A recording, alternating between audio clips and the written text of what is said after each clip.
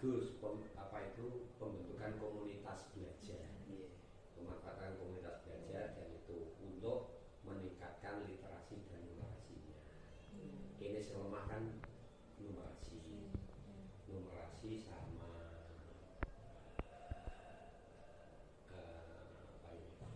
penanganan khusus terhadap siswa yang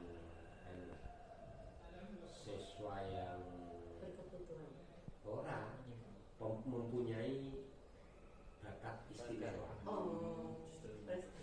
Itu kan tidak ada penanganan khusus.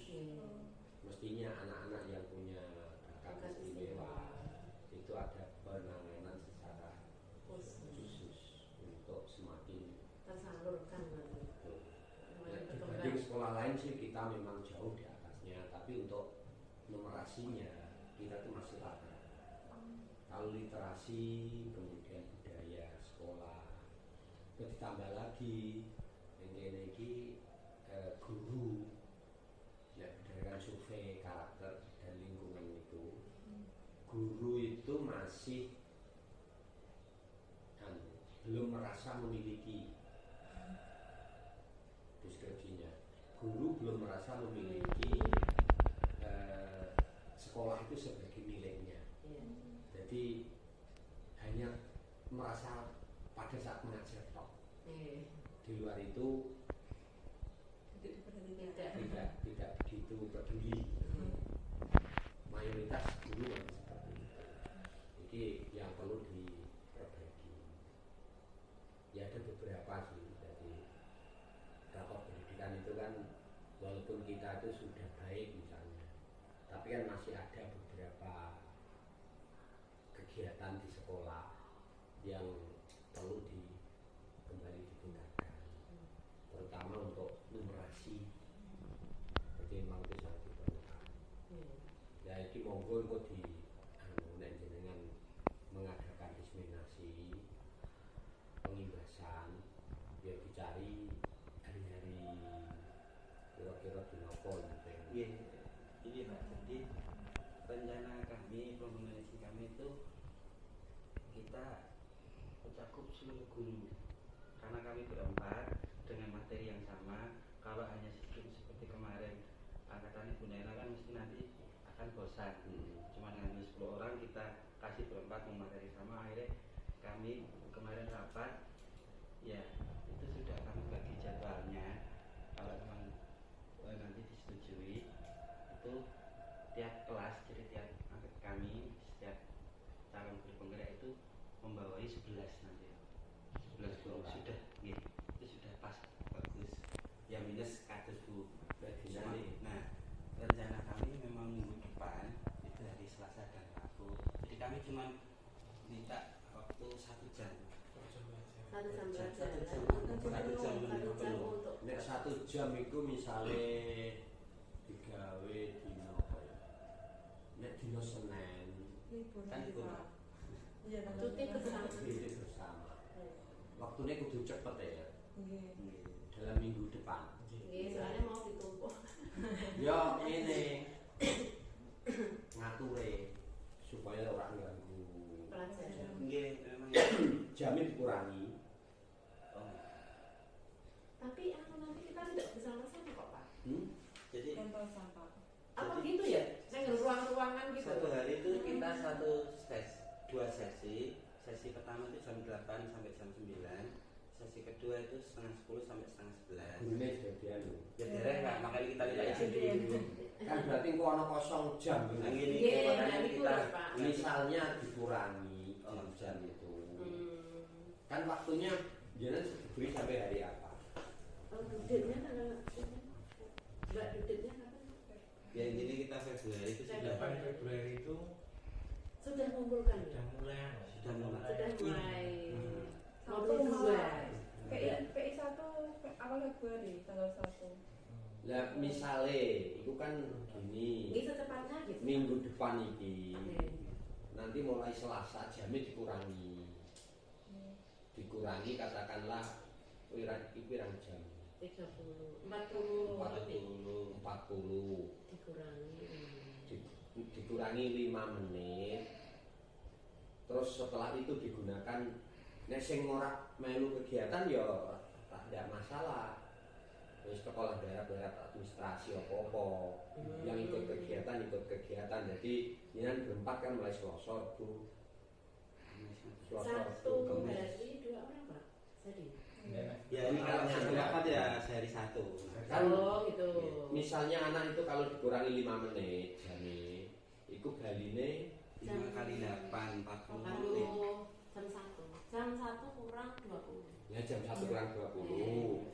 Terus jenengan gunakan 1 jam. Kan berarti jam 2 kurang 20 rampung. Itu selama 4 hari. Berarti nek sing ora kan berarti Selasa, Rabu, Kamis, Jumat ya kan. Sabtu nanti dapat. Sabtu tapi mulai dong rada telat. Sabtu kan setengah 1. Kalau bisa Ya nek anu ya dong Selasa, Rabu, Kamis, Senin. kalau bisa jam 12 ya. apa ya? Mulainya 12 anak ulang. Iya. bisa 2 kita. Ya ora iso kanca-kanca. Sampai siang. Nanti lebih dari itu. Nanti sampai jam 2 kan? 30 menit. Ya 30 menit saja. Pak itu dinamanya 1 sampai 2 jam loh malah kan Pak. Waktunya. Iya, Mas. 1 sampai 2 jam. Iya, minimal 1 sampai 2 jam. Tapi kan kita tambah dokumen-dokumen yang seperti ini. Dokumennya itu langsung tes itu loh. Sosialisasi. Iya, contohnya ini banyak. Berarti diseminar sosial itu 1 sampai 2 jam. Iya. Minimal 1 jam. Iya. Oh, minimal. Gitu Pak. Ngomongnya Pak itu minimal 1 jam. Waktune jenengan ini kan sudah masih 2 minggu. Misalnya gawe sehari 1 orang. Itu berarti dina Selasa, Rabu, Kamis, Sama Senin lagi. sama Senin. Jadi memanfaatkan waktu kanca-kanca yang ora sek liwat jam 2. Nggih. Paling nek liwat jam 2. Ya udah mantap Pak mungkin. Jam 2 ini wis berapa bulan? Iku jenengan kudu menghubungi sing arep dikumpulke dijak niku. Nanti juga termasuk nanti saya sampaikan. Soalnya itu memang rencanaku ke depan ya ono secara rutin pertemuan komunitas belajar itu kan di platform itu kan sudah ada materinya ini ya. Ya, dan mungkin ini insya Allah ya agak sesuai Pak, karena ini juga kita kan yang modul 1.4 juga budaya positif ya, jadi Memang Ada di PMM ada budaya positif. iya makanya kan ini sesuai juga insya Allah. Untuk PMM. Nah anu kan direkom kan sudah gini misalnya belajar tentang modul numerasi. Ning kono wis ono Pak. Tinggal kita klik terus nanti langsung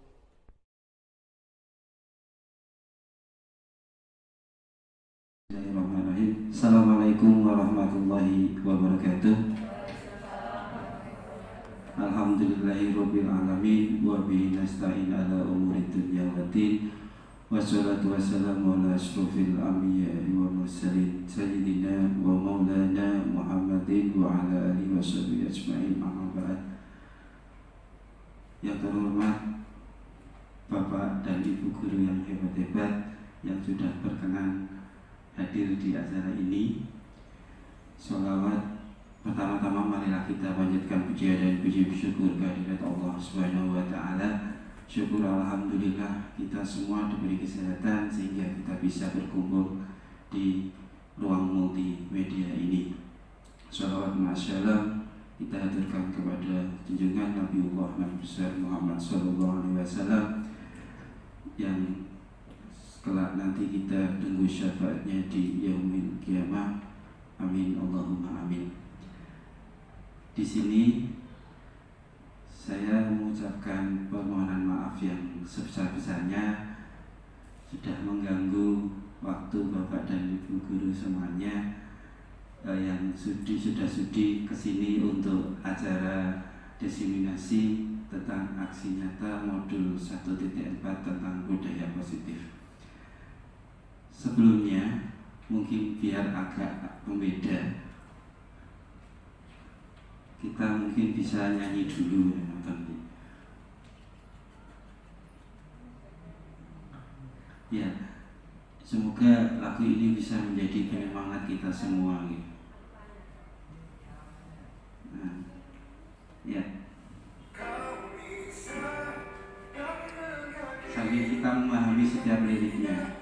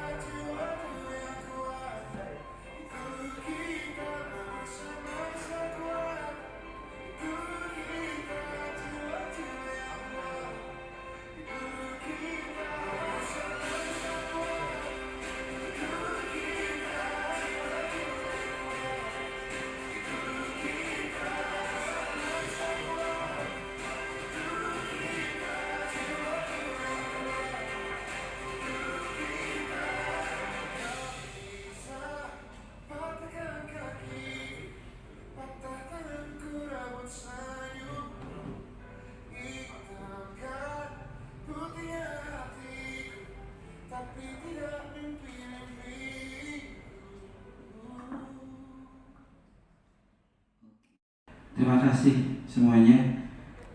Dari lagu tadi, kenapa saya putarkan terhadap jenengan-jenengan semuanya?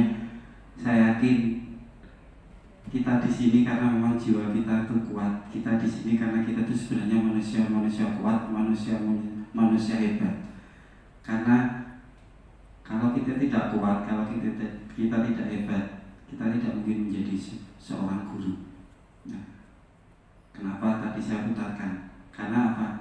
Dengan kekuatan kita, dengan jiwa kita yang kuat, kita terus berusaha dengan sabar, dengan tulus menciptakan generasi-generasi emas yang nanti akan muncul di 2045. Nah, di sini kami dari calon guru penggerak angkatan 7, saya Dwika Bagus Satria, ingin mencoba bersama-sama kita belajar di sini.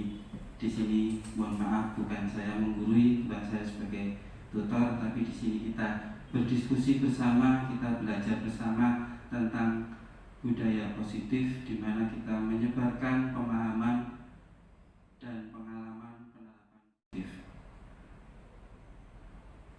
Oke, selamat datang para guru hebat. Mari kita belajar bersama, berkolaborasi, saling mendukung demi terwujudnya disiplin positif di sekolah kita tercinta SMP Negeri 2. Sebelumnya, apa sih makna budaya positif? Nah, budaya positif itu seperti apa? Mungkin ada yang bisa berpendapat. budaya positif. Ya, alhamdulillah, budaya yang baik, luar biasa. Yang lain? Kebiasaan baik. Oke, Pak Andi. Ya, silakan. Ya, salam ya. Ya, 5S gitu mungkin ya. Senyum, salam, sapa, sopan dan santun mungkin gitu. Langsung contoh, luar biasa. Terima kasih. Ya. Oke, kita lihat. Budaya positif di sekolah yaitu nilai-nilai dan kebiasaan-kebiasaan di sekolah yang berpihak pada peserta didik agar mereka dapat berkembang menjadi pribadi yang kritis, penuh hormat dan bertanggung jawab. Di sini nanti kita akan mencoba mengulas beberapa. Yang pertama nanti tentang perubahan paradigma belajar. Kedua, kita bisa membahas disiplin positif, kebutuhan dasar manusia, motivasi perilaku manusia, posisi kontrol restitusi, keyakinan kelas, dan nanti kita terakhir membahas tentang segitiga restitusi. Nah, untuk filosofi Ki Hajar Dewantara sendiri, di mana di situ beliau mencetuskan ada bahwa murid itu bukan tabula rasa. Semua anak itu terlahir dengan bakatnya masing-masing, dengan keunikannya masing-masing. Ki Hajar Dewantara juga menekankan tentang budi pekerti. Tugas guru menuntun bakat tersebut agar anak tumbuh dengan selamat dan bahagia. Guru ibarat petani, anak ibarat biji jagung. Ki Hajar Dewantara juga menekankan tentang kodrat alam dan kodrat zaman, karena kita mendidik anak itu tidak menurut zaman kita, tapi menurut zaman, ya, menurut kodrat alam dan kodrat zaman.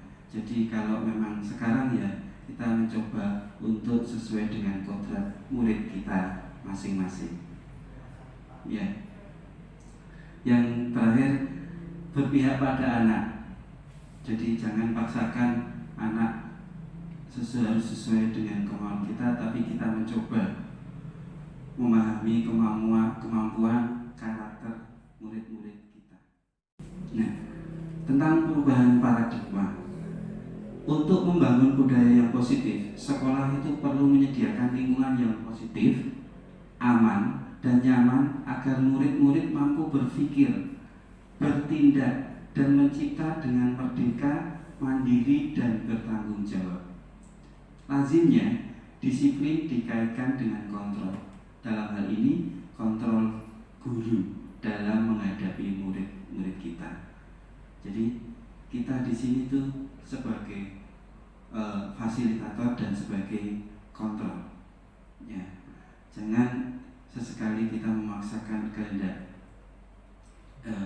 kita, kemauan kita, karena itu tadi kembali ke awal. Kodrat dan zaman anak sekarang berbeda dengan zaman kita dulu. Nah, dari kontrol tersebut, menurut William Glasser, ilusi guru mengontrol murid. Di situ dia menekankan bahwa ilusi bahwa kritik membuat orang merasa bersalah dan menguatkan karakter, ilusi bahwa semua penguatan positif, efektif, dan bermanfaat, ilusi bahwa orang dewasa memiliki hak untuk memaksa. Ini yang kita dahulu mungkin tekankan, tapi mungkin ini sekarang ini sudah dikatakan miskonsepsi. Karena apa? Ya, kalau kita ini contohnya orang dewasa memiliki hak untuk memaksa, terkadang kan memang seperti itu. Ya sekudune ini. Nah, itu yang kadang kita mungkin mulai perlu pertimbangkan kembali. Nah, bisakah kita mengontrol seseorang? Kalau menurut stimulus respon, ya, kita mencoba mengubah orang agar berpandangan sama dengan kita. Tapi kalau menurut teori kontrol, kita berusaha memahami pandangan orang lain tentang dunia. Nah, ini yang perlu kita pahami. Kalau menurut stimulus respon, perilaku buruk dilihat sebagai suatu kesalahan. Tapi menurut teori kontrol, semua perilaku mesti memiliki tujuan. Anak melakukan kesalahan, sebenarnya ada tujuannya. Itu yang harus kita gali dan kita pahami. Nah, dari tujuan itu kita bisa mengambil kesimpulan untuk menindaklanjuti kesalahan anak-anak tersebut. Orang lain bisa mengontrol saya, itu juga jangan. Hanya Anda yang bisa mengontrol diri Anda. Iya. Kita yang harus bisa, terutama ini murid, yang harus bisa mengontrol dirinya sendiri. Saya bisa mengontrol orang lain, tapi Anda tidak bisa mengontrol orang lain. Jadi ya intinya jangan memaksakan kehendak.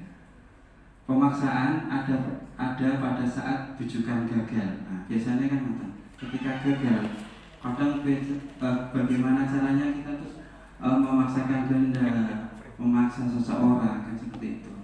Nah, tapi menurut teori kontrol, kolaborasi dan kesepakatan menciptakan pilihan-pilihan baru.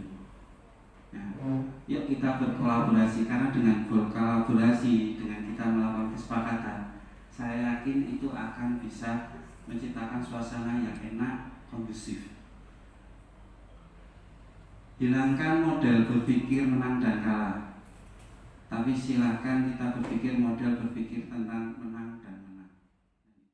Nah, tentang perubahan paradigma. Untuk membangun budaya yang positif, sekolah itu perlu menyediakan lingkungan yang positif, aman, dan nyaman agar murid-murid mampu berpikir, bertindak, dan mencipta dengan merdeka, mandiri, dan bertanggung jawab. Lazimnya, disiplin dikaitkan dengan kontrol. Dalam hal ini, kontrol guru dalam menghadapi murid-murid kita. Jadi kita di sini tuh sebagai fasilitator dan sebagai kontrol. Ya, jangan sesekali kita memaksakan kehendak kita, kemauan kita, karena itu tadi kembali ke awal. Kodrat dan zaman anak sekarang berbeda dengan zaman kita dulu. Selanjutnya yang kedua tentang disiplin positif. Dalam budaya kita, makna disiplin itu terkadang dimaknai menjadi sesuatu yang dilakukan seseorang pada orang lain untuk mendapatkan kepatuhan kita, cenderung menghubungkan kata disiplin dengan ketidaknyamanan. Ya, terkadang kan ada rasa tidak nyaman ketika kita memaknai kata disiplin. Nah, di situ kita sebagai pendidik, tujuan kita adalah menciptakan anak-anak yang memiliki disiplin diri sehingga mereka bisa berperilaku dengan mengacu pada nilai-nilai kebajikan universal dan memiliki motivasi intrinsik bukan ekstrinsik. Jadi mereka disiplin itu dari hatinya, bukan karena dari orang lain, bukan dari paksaan. Nah, di situ disiplin positif merupakan salah satu cara penerapan disiplin yang bertujuan untuk menumbuhkan kesadaran serta memberdayakan anak untuk melakukan sesuatu tanpa sokokan, ancaman maupun hukuman. Jadi intinya di sini budaya positif itu bagaimana caranya kita secara ikhlas menjadikan diri kita itu bertutur kata positif, berperilaku positif. Sebagai contohnya semisal anak memang melakukan kesalahan, tapi paling tidak ucapan-ucapan kita dalam kita memberitahu anak tentang kesalahan mereka, ya tutur kata kita juga yang positif, ya kan? Ketika anak nilainya jelek, itu kita juga harus bertutur kata positif. Kenapa nilai kamu jelek? Ya mungkin besok dengan usaha yang lebih giat. Nah itu kan kata-kata positif yang memang kita harus, yang mungkin mulai dari sekarang kita coba untuk tanamkan. Ketika anak bajunya mungkin dikeluarkan, nah itu kan jangan langsung kita tegur, bocah kok ngono ora duwe aturan. Nah itu kan sebenarnya kata-kata negatif. Nah itu yang mulai dari sekarang yuk kita rubah, mulai dari tutur kata kita dalam mengingatkan anak, ya kan? Tingkah laku kita sebagai contoh yang baik buat anak. Jadi seperti itu. Selanjutnya, nah, kebutuhan dasar manusia itu apa sih? Salah satu beberapa di antaranya yaitu tentang bertahan hidup, kasih sayang dan rasa diterima, penguasaan, kebebasan dan kesenangan. Bahwa contoh misalnya, ini ada satu contoh. Ibu Ani, guru kelas 5 SD, pelita hati, sedang bingung menghadapi ulas salah satu muridnya yang namanya Agus. Nah, ini contoh ya, ini ya, mohon maaf. Beberapa anak telah datang dan mengeluhkan Agus yang seringkali meminta bekal makan siang mereka dengan paksa. Nah, sekarang jika Anda menghadapi situasi seperti Ibu Ani, apa yang Anda lakukan? Menurut Anda kira-kira apa alasan Agus melakukan hal itu? Mungkin ada yang bisa memberikan tanggapan tentang masalah Ibu Ani di kelasnya kalau menghadapi murid seperti ini, ya.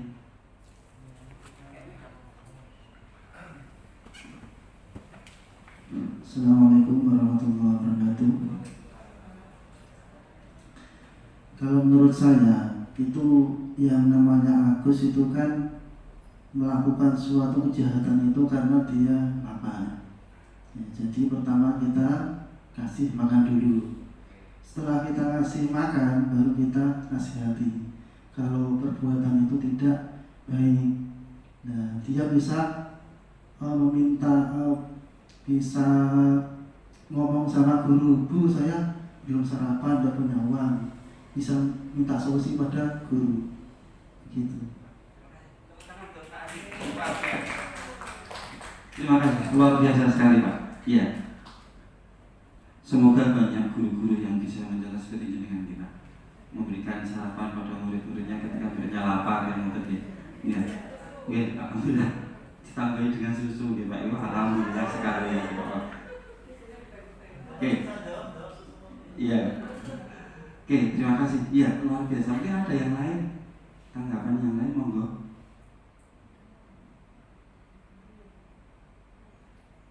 Ya, jadi ya alhamdulillah di sini. Nah, dalam konteks penerapan disiplin, Ibu Ani sebaiknya mencari tahu alasan Agus melakukan tindakan tersebut agar mengetahui kebutuhan mana yang sedang berusaha dipenuhi Agus. Tepat apa yang dikatakan Pak Andi. Ya, mungkin apabila jawaban Agus karena ia lapar dan orang tuanya tidak membawakan bekal makanan siang, ya berarti kan tadi kebutuhannya tentang bertahan hidup. Nah, mungkin apabila jawaban Agus karena ia senang temannya jadi memperhatikan dia, nah berarti kan kebutuhan untuk diterima, caper lah kalau bahasa ini. Nah, kan memang itu kan beberapa karakter dari murid-murid kita. Usil, aslinya apa ya? Memang cari perhatian kan. Nggih. Apabila jawaban Agus adalah dia merasa hebat karena temannya jadi takut dan menuruti keinginannya, nah itu kan biasa apa? Pengakuan atas kemampuan dia, dan itu ada kan di murid-murid kita, kan gitu. Nah, apabila jawaban Agus karena dia merasa bosan dengan bekal yang dibawakan ibunya karena selalu membawakan bekal yang sama, nah jadi kebutuhan itu adalah kebutuhan dan pilihan, ya. Yang saya nggih, ibu-ibu jenengan mawon kalau di rumah malam hari makan malam dengan menu yang sama di siang hari, tidak bakalan disentuh, apa disentuh, bahkan dilihat aja tidak mau, kan ngoten. Nah, apabila jawaban Agus adalah karena iseng saja dan dia menikmati ekspresi wajah temannya yang kesal karena diambil makanannya, nah itu kan apa? Dia mencari kesenangan, dan itu pun ada kan di lingkungan kita. Nah, maka dari itu kita perlu ya kan cari tahu dulu alasannya. Tepat apa yang dikatakan tadi. Setelah kita tahu alasannya, kita bisa melakukan upaya tindak lanjut dengan tanda kutip masih dalam koridor budaya positif. Nah, itu tadi. selanjutnya materi selanjutnya adalah motivasi perilaku manusia. Nah, apa sih itu motivasi? Motivasi merupakan dorongan yang timbul dari seseorang secara sadar atau tidak sadar untuk melakukan suatu tindakan dengan tujuan tertentu. Nah, di sini ada 3 hal. Yang pertama, menghindari ketidaknyamanan dan hukuman. Murid melakukan disiplin diri karena ia takut dihukum. Ini merupakan contoh motivasi ekstrinsik. Jadi kan terkadang motivasi murid mereka melakukan disiplin itu kan karena memang takut dihukum. Nah, kalau diusahakan ya hal seperti ini tidak muncul lagi. Karena apa? Motivasinya sudah beda. Bukan karena diri sendiri pengen disiplin, punya keinginan disiplin, tapi kan karena hukuman itu tadi, takut itu tadi. Nah, takut gurunya atau memang takut kena hukuman kan itu tadi. Yang kedua, mendapatkan imbalan atau penghargaan dari orang lain. Ya, murid melakukan disiplin diri karena ingin mendapatkan imbalan. Ini juga motivasi ekstrinsik. Ya, contoh semisal ya, yang mendapatkan nilai 100, nah, saya kasih uang, saya kasih hadiah. Oke, itu bagus untuk memotivasi anak. Tapi apakah selama ini saya kembalikan ini, jenengan memikirkan anak-anak yang lain, mengetahui pemikiran anak-anak yang lain di hati mereka sebenarnya seperti apa? Mungkin ada yang enak gitu ya. Akhirnya apa? Timbul rasa iri terkadang, ya kan? Nah, ya. Nanti guru. Nah, ya. Ya. Nah, makanya dari itu kita coba gali terus. Ya. Yang ketiga, menghargai nilai-nilai kebajikan diri sendiri. Nah, ini loh, murid melakukan disiplin diri karena sadar akan nilai kebajikan pada dirinya. Ini loh yang coba kita nanti itu terapkan. Kalau bisa anak disiplin memang dari dirinya sendiri, dari kesadaran dirinya sendiri. Dan itu kita awali memang dengan budaya positif yang kita terapkan. Itu. Ini contoh konsep disiplin dengan identitas yang gagal. Nah, hukuman itu terkadang menyakitkan, ya kan? Niat kita memang tulus, ingin mendisiplinkan anak, ingin meluruskan anak untuk menjadi lebih baik. Tapi apakah kita tahu di hati anak tersebut kadang merasa menyakitkan karena dia merasa malu? Kan terkadang seperti itu, ya kan? Yang kedua, tidak nyaman. Iya, anak mesti merasa tidak nyaman ketika dia mendapatkan hukuman. Yang kedua, murid terkadang ketika mendapat hukuman ada yang merasa takut, akhirnya mungkin malah tidak berangkat sekolah atau mungkin malah minder, kan seperti itu.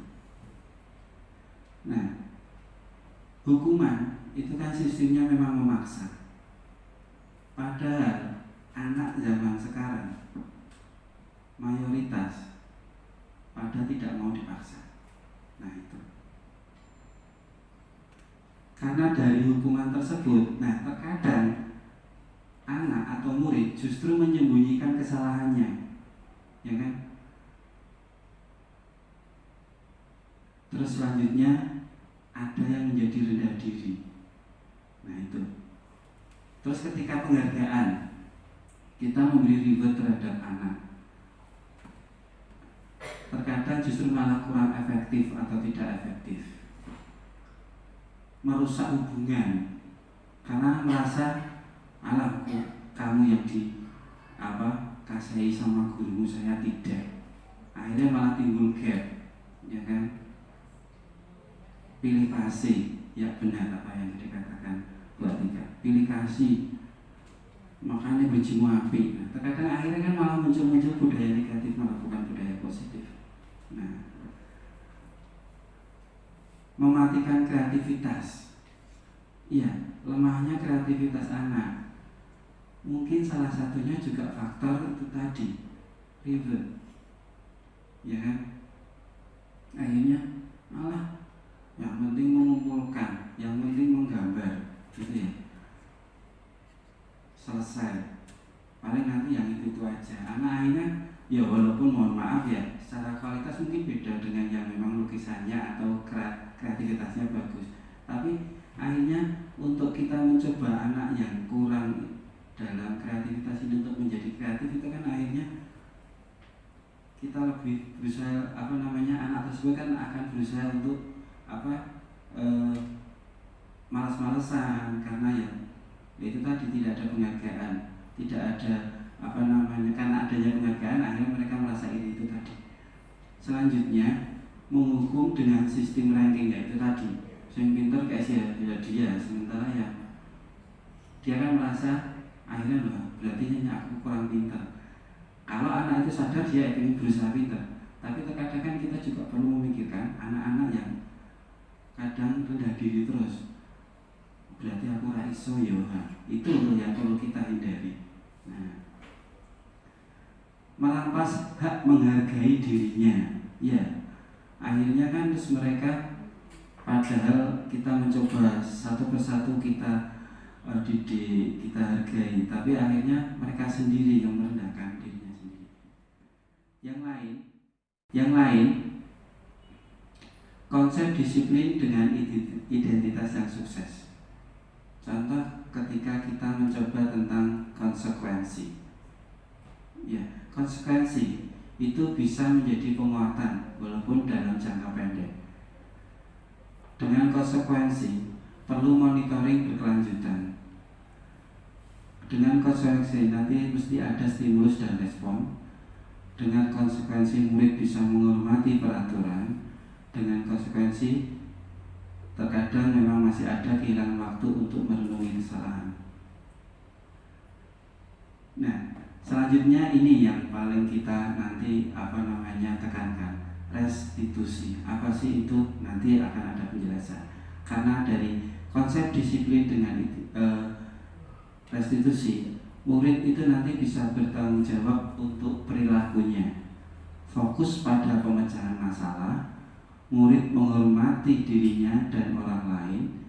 Teori kontrol atau dirinya bisa memegang kontrol untuk dirinya sendiri. Dan murid bersemangat memperbaiki kesalahannya. Nah, sekarang dari tadi, ulasan tadi kita lihat apakah itu termasuk hukuman atau konsekuensi. Contoh, mencatat 1000 kali dalam buku kalimat saya tidak akan terlambat lagi karena terlambat sekolah. Itu termasuk hukuman atau konsekuensi? Hukuman. Oke. Lari mengelilingi lapangan basket 2 kali karena terlambat hadir di sekolah. Hukuman atau konsekuensi? Hukuman, ada yang konsekuensi. Oke, kita nanti lihat. Murid diminta untuk push up 15 kali karena tidak menggunakan masker ke sekolah. Hukuman, oke. Menggantikan kertas tugas teman yang telah dicoret-coret. Konsekuensi. Membersihkan tumpahan air di meja tulis karena tersenggol pada saat belajar. Oke. Meminta murid tidak mengenakan sepatu seharian di sekolah karena tidak menggunakan sepatu hitam. Hukuman. Lari mengelilingi lapangan basket 2 kali karena terlambat 10 menit untuk pelajaran PJOK. Hukumannya diasaan. Diasaan. Ya olahraga, itu olahraga. Oke. Ya. Oke, kita lihat. Nah, ya. Mencatat 100 kali, terkadang ada. Saya tidak akan terlambat lagi. Ya. Tolong tulis istighfar. Astagfirullahaladzim. Nah, kadang masih ada seperti itu kan ya. Nah, terutama di SD terkadang. Nah, lari mengelilingi lapangan basket 2 kali, ya hukuman kan. Push up juga hukuman. Nah ini tadi konsekuensi benar, menggantikan kertas. Nah, berarti kan kita sudah bisa membedakan antara hukuman dan konsekuensi ini. Nah sekarang kita lihat perbedaan contoh kasus siswa yang sering tidak mengerjakan PR. Kalau hukuman, guru menghukum siswa tersebut hormat bendera selama 10 menit. Nah itu kan hukumannya. Guru marah dan murid menjadi takut. Nah, guru marah kan sebenarnya kan hukuman. Nah, konsekuensi, guru memberikan konsekuensi untuk mengerjakan PR-nya saat istirahat atau dikerjakan sebanyak 3 kali lipat. Guru tegas dan siswa menghormati peraturan. Aturannya mengumpulkan tepat waktu. Nah, tapi cobalah kita dengan restitusi. Guru menanyakan keyakinan kelas. Nanti juga akan saya berikan tentang keyakinan kelas. Karena sekilas saja nih, kalau bisa kita tuh membuat keyakinan kelas. Karena apa? Kalau dengan peraturan kelihatannya terlalu mengekang, kelihatannya seperti momok buat anak-anak. Tapi kalau kita membuat keyakinan kelas yang disepakati oleh semuanya, saya yakin nanti anak akan teringat terus. Salah satu contoh semisal ini, kalau penerapan saya dalam mata pelajaran bahasa Inggris tidak boleh masuk terlambat. Nah, ketika terlambat dengan alasan yang jelas dan memang ada keperluan yang lain, itu sudah. Itu gimana anak-anak sepakat? Sepakat. Terus anak-anak juga saya berikan kesempatan, silakan usul. Ada yang tidak boleh makan di dalam kelas, Pak. Oke, gimana semuanya sepakat? Sepakat. Kita tulis itu. Nah, makanya mungkin jenengan kalau masuk ke kelas 7A sampai 7D, 9F sampai 9H itu kan depan sudah ada keyakinan kelas.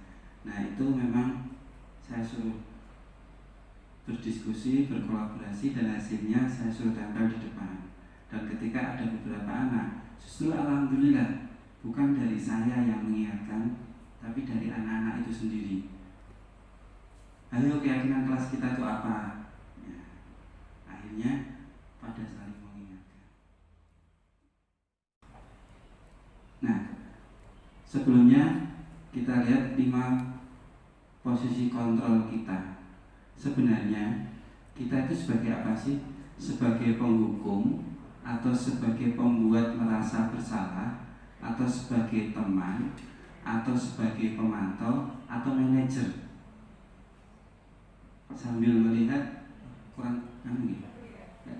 Tapi menurut jenengan sebagai seorang pendidik, apakah dalam menghadapi murid yang mungkin dalam tanda kutip bermasalah, apakah posisinya sebagai penghukum, pembuat merasa bersalah, sebagai teman, sebagai pemantau, atau sebagai manajer? Sebagai apa coba? Manajer. Ya, alhamdulillah. Yang lain mungkin melihat posisi dirinya sendiri.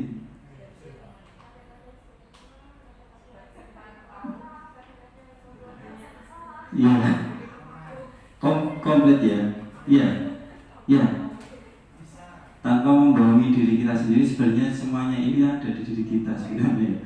Terkadang ya sebagai penghukum, terkadang sebagai pembuat merasa bersalah, ya kan? Kadang ya teman, memang terkadang ya cuma melihat jadi sebagai pemantau, gitu ya. Terkadang ya sebagai manajer, gitu. Ya, benar itu semuanya. Bismillahirrahmanirrahim. Assalamualaikum warahmatullahi wabarakatuh. Alhamdulillahirabbil alamin wa bihi nasta'in ala umuri dunya waddin. Wassalatu wassalamu ala asyrofil anbiya'i wa mursalin sayyidina wa maulana Muhammadin wa ala alihi wa sahbihi ajma'in, amma ba'd. Yang terhormat Bapak dan Ibu guru yang hebat-hebat yang sudah berkenan hadir di acara ini, sholawat pertama-tama marilah kita panjatkan puja dan puji syukur kehadirat Allah Subhanahu wa taala. Syukur alhamdulillah kita semua diberi kesehatan sehingga kita bisa berkumpul di ruang multimedia ini. Shalawat ma'assalam kita haturkan kepada junjungan Nabiullah Nabi besar Muhammad sallallahu alaihi wasallam yang kelak nanti kita tunggu syafaatnya di yaumil kiamah. Amin Allahumma amin. Di sini saya mengucapkan permohonan maaf yang sebesar-besarnya sudah mengganggu waktu Bapak dan Ibu guru semuanya yang sudah sudi kesini untuk acara diseminasi tentang aksi nyata modul 1.4 tentang budaya positif. Sebelumnya mungkin biar agak pembeda, kita mungkin bisa nyanyi dulu ya, nonton. Ya, semoga lagu ini bisa menjadi penyemangat kita semua gitu. Nah, ya. Sambil kita memahami setiap liriknya.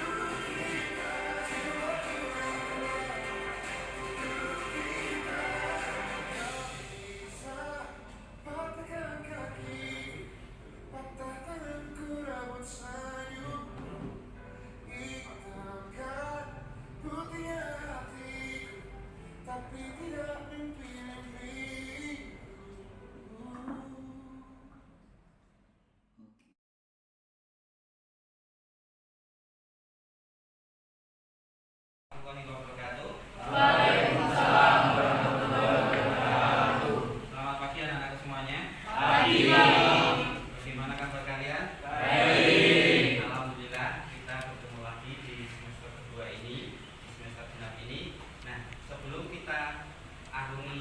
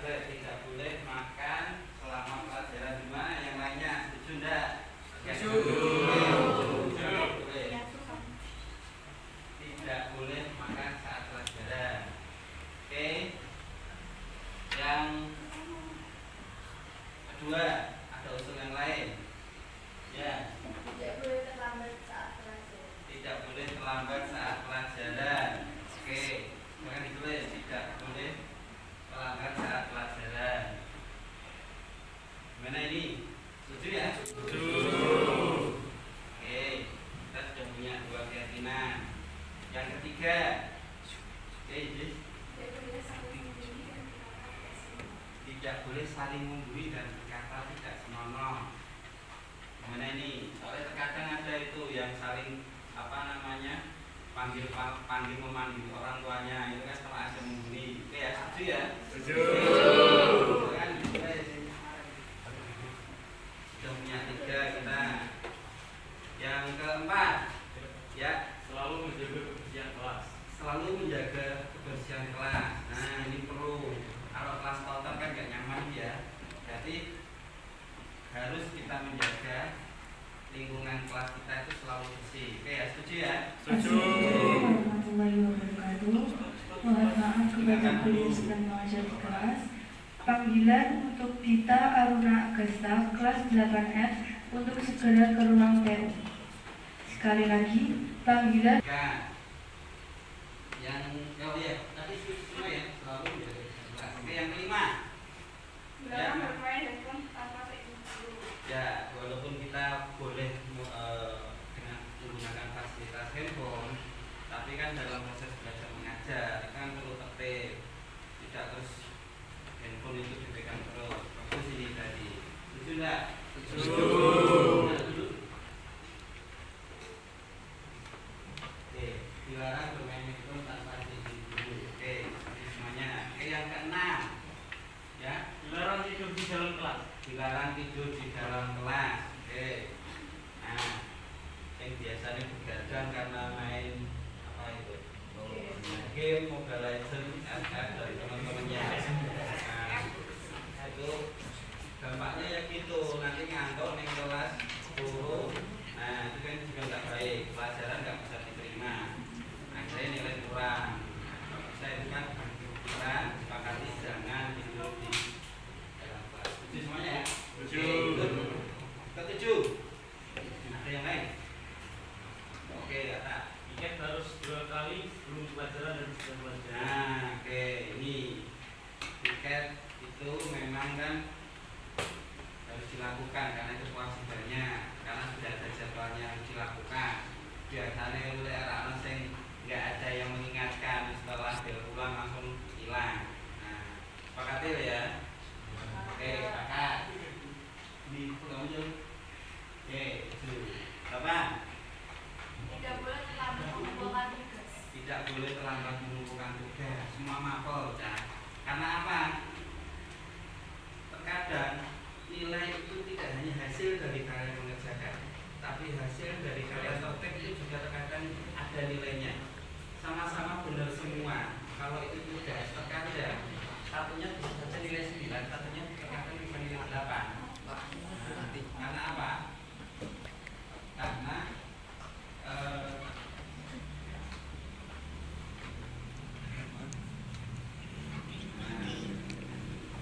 karena kadang ada beberapa guru yang menilai dari faktor limbahnya juga. Jadi mungkin itu lagi ketika terlambat. Jadi setuju semua ya, harus tertib. Date-nya kapan, ya kan? Jadwal terakhirnya kapan pengumuman itu dilaksanakan. Oke, kita sudah punya 8. Cukup? Cukup. Oke, kalau memang 8 ini sudah cukup, kita blok ya, kita sepakati bahwa 8 keyakinan kelas yang sudah kita buat bersama-sama ini kita harus ikuti, taati, dan yakini. Karena apa? Dari keyakinan kelas ini, walaupun kita sudah punya peraturan sekolah, tapi kalau kita ini sudah sepakat, berarti kan ini kesepakatan kalian, bukan karena paksaan dari saya ataupun paksaan dari sekolah. Oke, terima kasih. Kita sudah punya keyakinan kelas. Yuk bareng-bareng ke depannya sampai akhir semester nanti, atau mungkin nanti di pertengahan jalan kita perlu rubah keyakinan kelas itu, kita rubah bersama-sama, bukan karena saya atau bukan karena kalian pribadi. Sekali lagi kita sama-sama. Oke ya, jadi untuk sesi pembentukan atau pembuatan keyakinan kelas saya cukupkan sekian. Terima kasih. Selanjutnya kita pelajaran untuk hari ini.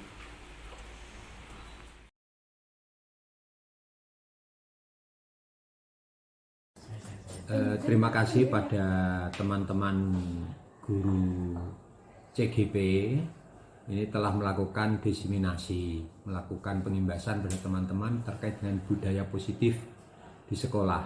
saya sebagai pimpinan sangat mendukung dan mengapresiasi. Mudah-mudahan apa yang telah Bapak Ibu lakukan ini bisa menambah semakin majunya SMP Negeri 2 Jepara dan juga bisa meningkatkan kualitas pembelajaran di SMP 2 Jepara yang pada akhirnya nanti menjadikan mutu pendidikan itu semakin meningkat. Dan untuk kegiatan CGP ini memang kegiatan yang sangat positif dan harus mendapat dukungan penuh dari sekolah. Oleh karena itu saya sebagai pimpinan memberikan dukungan sepenuhnya untuk panjenengan semua melaksanakan kegiatan-kegiatan ini. Di antaranya jika nanti memerlukan bantuan dari teman-teman bisa disampaikan pada kami, sehingga apa yang menjadi tujuan pemerintah diseminasi tidak hanya yang jenengan terima dari kegiatan-kegiatan CGP tidak hanya berguna bagi diri pribadi para CGP, tetapi juga pada akhirnya bisa mengimbas pada teman-teman, bisa mengikuti semuanya, dan peningkatan kompetensi teman-teman yang belum mengikuti CGP juga bisa lebih baik di dalam melaksanakan kegiatan pembelajaran terkait dengan apapun, misalnya terkait dengan kegiatan-kegiatan yang ada di sekolah, kemudian bagaimana menyampaikan atau pemberian budaya positif kepada anak-anak, dan juga mungkin kondisi budaya yang selama ini kurang baik bisa diperbaiki menjadi lebih baik, budaya pembelajaran bisa lebih meningkat, kemudian komunitas belajar yang ada di sekolah juga lebih efektif dengan adanya kegiatan CGP yang kebetulan untuk angkatan ini diikuti oleh 4 orang. Demikian saya kira tanggapan saya sebagai pimpinan terkait dengan program CGP yang telah jenengan ikuti bersama, dan mudah-mudahan sekali lagi kami selalu berharap jenengan mengikuti dengan sebaik-baiknya dan nanti juga teman-teman yang lain yang belum mengikuti bisa. Oke, Assalamualaikum warahmatullahi wabarakatuh. Menurut saya program calon guru penggerak itu sangat bagus sekali ya, bahkan saya sangat punya keinginan kalau semakin banyak guru yang mengikuti program ini maka sekolah itu akan semakin bagus. Karena apa? Calon guru penggerak itu ditempa dengan berbagai tugas, dengan berbagai materi yang saya yakin itu sangat luar biasa ya, membekali mereka untuk menjadi calon-calon guru yang memang profesional, dan juga mengimbaskan kepada teman-teman mereka ya, sebagai contoh yaitu budaya positif dan kesepakatan kelas. Itu juga sangat bagus ya materinya, karena dimana anak-anak itu nanti diajak untuk membuat kesepakatan yang harus dilaksanakan bersama-sama tanpa adanya paksaan.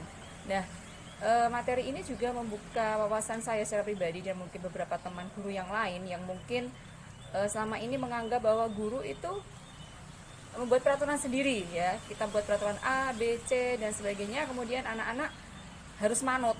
Kalau tidak maka ada punishment. Tapi dengan adanya materi kesepakatan kelas, kemudian budaya positif, saya kira anak-anak nanti akan tidak terpaksa untuk melakukan sesuatu ya, untuk melakukan sesuatu yang baik, karena yang namanya kepribadian yang baik, kemudian budaya yang baik itu memang harus diterapkan dari sejak dini sampai akhirnya mereka nanti mampu menerapkannya dalam kehidupan nyata, yaitu di masyarakat. Oke, terima kasih. Assalamualaikum warahmatullahi wabarakatuh.